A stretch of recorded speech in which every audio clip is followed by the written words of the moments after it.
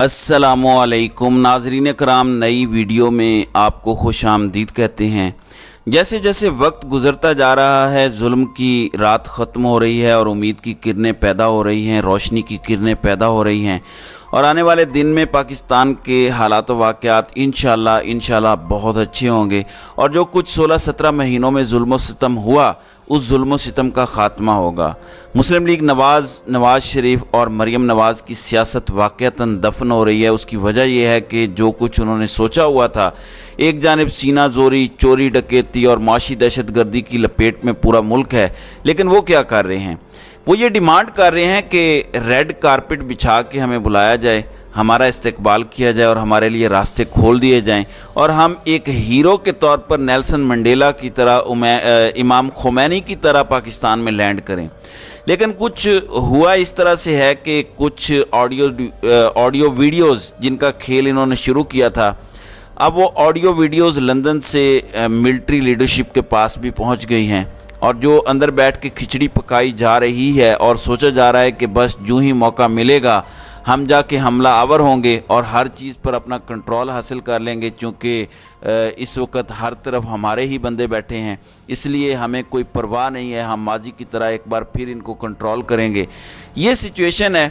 और इस सिचुएशन में एक मैसेज कन्वे किया गया है कि जनाब, आर्टिकल 6 का आपको बहुत शौक़ है जनरल फैज़ और जनरल बाजवा पर लगाने का, तो बड़ा क्लियर मैसेज दे दिया गया है कि आर्टिकल 6 लगेगा तो फिर सारों पे लगेगा, क्योंकि हुकूमत का तख्ता अगर नवाज़ शरीफ का इल्ज़ाम दुरुस्त है तो फिर मुस्लिम लीग नवाज़ के वो वज़रा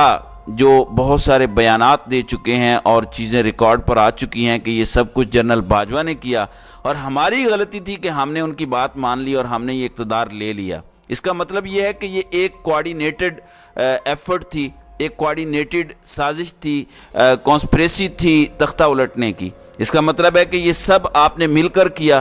तो अगर आर्टिकल 6 लगेगा तो सिर्फ परवेज़ मुशर्रफ की तरह अकेले एक पर नहीं लगेगा, बल्कि अगर जनरल बाजवा जाएंगे तो फिर आप सब लोग भी उसमें शरीक होंगे। तो ज़रा सोच समझ कर आइएगा।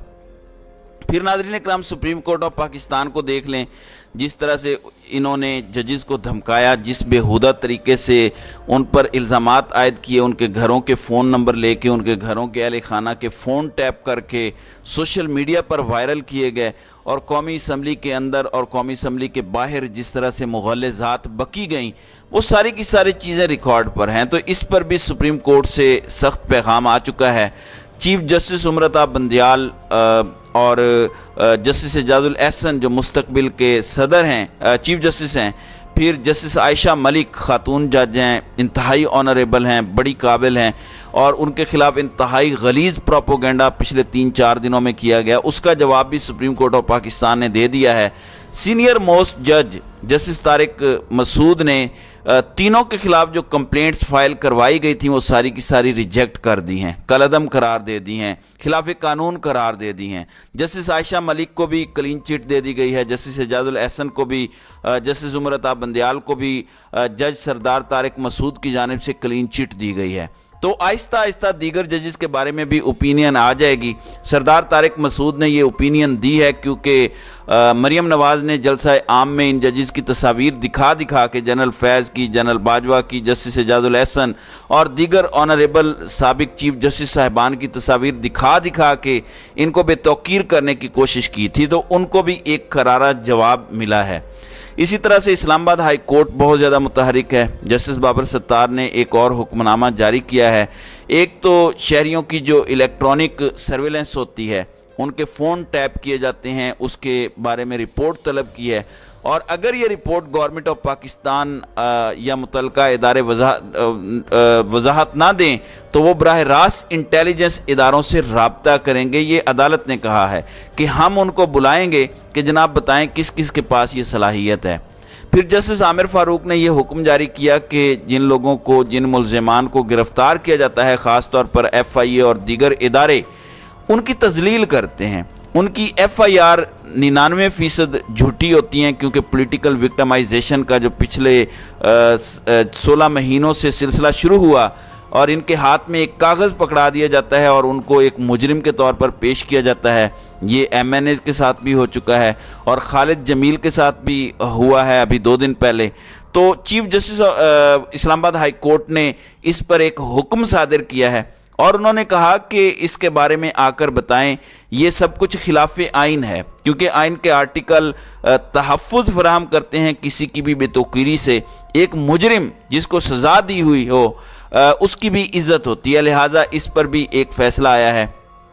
پھر ناظرین اکرام، جیسے جیسے وقت گزرتا جا رہا ہے، عمران خان اور پاکستان تحریک انصاف کے حق میں گواہیاں آ رہی ہیں، اور ڈار اور شہباز اور ان 15 جماعتوں نے جس طرح سے ملک کا بیڑا غرق کیا، اب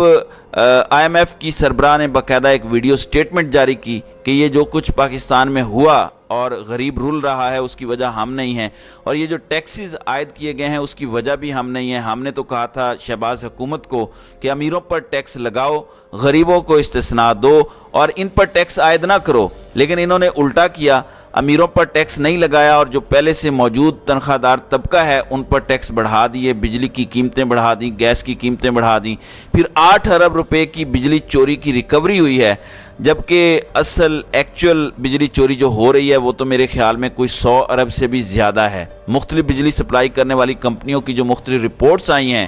ان کے مطابق 100 ارب سے زیادہ کی بجلی چوری ہو رہی ہے، اور یہ جو بجلی چوری ہوتی ہے یہ زیادہ تر کمرشل یوز کرنے والوں کے ہاں ہوتی ہے، اور ان کے ساتھ منتھلی طے ہوا ہوتا ہے، اور یہ واپڈا حکام کی ملی بھگت کے بغیر نہیں ہوتا۔ پھر ناظرین کرام، ایک رپورٹ آئی ہے، برطانوی ادارے کی یہ رپورٹ ہے، ان کے چیف اکانومسٹ سٹیفن ڈیکون نے کہا کہ پاکستان نے IMF کے 22 پروگرام مکمل نہیں کیے، اس وجہ سے پاکستان کی ساکھ متاثر ہوئی ہے، اور IMF سمیت دیگر پارٹیز پاکستان پر اعتماد اب نہیں کرتے، اور چیف اکانومسٹ کے مطابق پاکستان کی پالیسیز اور ترجیحات بدل جاتی ہیں، کیونکہ وہ کہتے ہیں کہ سیاسی فیصلے زیادہ لیے جاتے ہیں جس سے سرمایہ کاروں کی مشکلات میں اضافہ ہوتا ہے۔ پاکستان کی معیشت شارٹ کٹ سے ٹھیک نہیں ہو سکتی، اور اس کے لیے ضروری ہے کہ تفصیلی طور پر اس پر بات چیت کی جائے اور دیر پا سٹرکچر میں تبدیلیاں کی جائیں۔ چند ماہ پہلے پاکستان نے ایک ہاتھی آزاد کر کے کمبوڈیا بھجوایا، کراچی زو کی طرح پاکستان کی معیشت بھی ہاتھی پالنے کی متحمل نہیں ہو سکتی۔ پاکستان کو کمروں میں ہاتھی پالنے کی بجائے مسائل کے حل کے لیے نکلنا چاہیے۔ یہ مذاق اڑایا جا رہا ہے۔ پھر آگے انہوں نے کہا کہ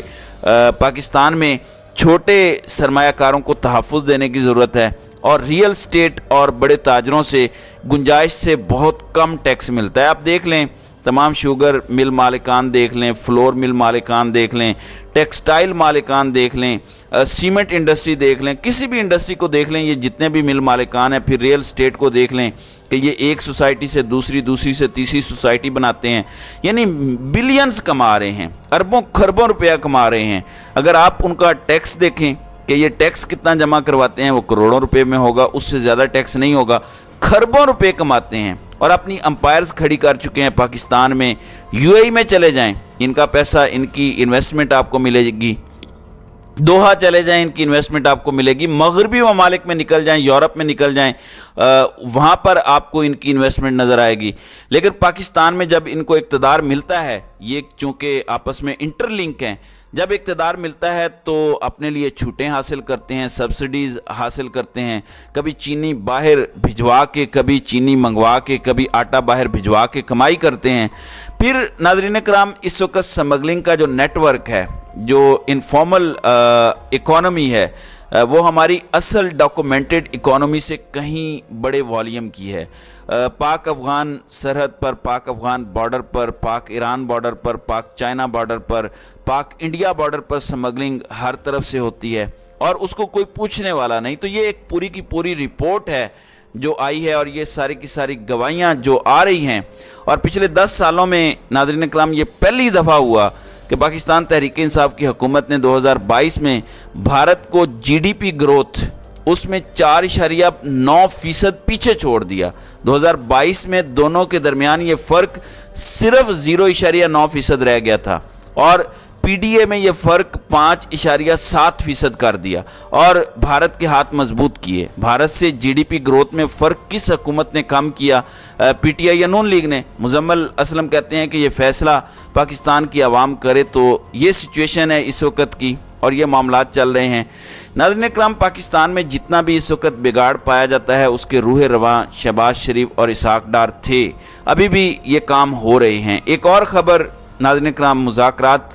कामयाब चल रहे हैं इमरान खान के साथ इस वक्त इस्टेब्लिशमेंट के, और बड़े मुनज़्ज़म अंदाज में ये मुज़ाकरात जारी हैं। इस वक्त कुछ स्पॉट फिक्सर्स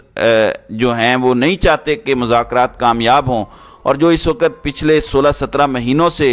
एक फाशिस्ट तर्ज़ हुक्मरानी जारी है उसका ख़ात्मा हो, क्योंकि मुल्क ने आगे जाना है इलेक्शन की तरफ, और अब इलेक्शन की तरफ संजीदा इक़दामात उठाए जा रहे हैं और इलेक्शन की तरफ जाना है तो उसमें ज़रूरी है कि सबसे बड़ी सियासी जमात को लेवल प्लेइंग फील्ड दिया जाए। अगर ये मुमकिन नहीं होगा तो आप उनको इलेक्शन से बाहर रख कर साफ शफाफ इलेक्शन नहीं करवा सकते। तो इसलिए मुज़ाकरात हो रहे हैं और इसके बेहतर नताइज भी बरामद हो रहे हैं। ना सिर्फ जेल के अंदर बल्कि जेल से बाहर भी मुज़ाकरात हो रहे हैं और इमरान खान सारे मामलात में ऑन बोर्ड हैं। फिर नाज़रीन इकराम, एक और चीज़ सामने आई है जो बड़ी दिलचस्प है। एक जाली ख़त फैलाया जा रहा है और जाली ख़त है इमरान खान की तरफ से। वो तहरीर बता रही है कि ये वाकई जाली है। उसमें कहा जा रहा है कि मैं 9 मई के वाक़यात पर माफ़ी मांगता हूँ और आइंदा वादा करता हूँ कि ऐसा काम नहीं होगा। ये डिसइंफॉर्मेशन और की एक तर्ज़ है, क्योंकि इमरान खान तो सुप्रीम कोर्ट ऑफ पाकिस्तान में स्टेटमेंट रिकॉर्ड करवा चुके हैं कि इससे मेरा कोई ताल्लुक़ वास्ता नहीं है, मैं तो ख़ुद गैर कानूनी तौर पर उठाया गया, और सुप्रीम कोर्ट ने इसको अपने फ़ैसले में गैर कानूनी करार दिया और इमरान खान का स्टेटमेंट सुप्रीम कोर्ट के रिकॉर्ड का हिस्सा है, हुक्म का हिस्सा है। अब इंतखाबात जनवरी के आखिरी महीने में करवाने की कोशिश हो रही है और अब पीपल्स पार्टी भी ऑन बोर्ड आ रही है और उनको भी बता दिया गया है कि ज़्यादा उछलने की ज़रूरत नहीं है, क्योंकि बहुत से कट्टे खुले हुए हैं और हो सकता है कि आने वाले दिनों में एहतसाब का बेरहम सिस्टम ऑन हो जाए और उसके बाद फिर वो होगा जो आपकी सोच से बाहर होगा। तो नाज़रीन इकराम, आपकी इस वीडियो के हवाले से क्या राय है? आप अपनी राय का इजहार कमेंट सेक्शन में ज़रूर कीजिएगा।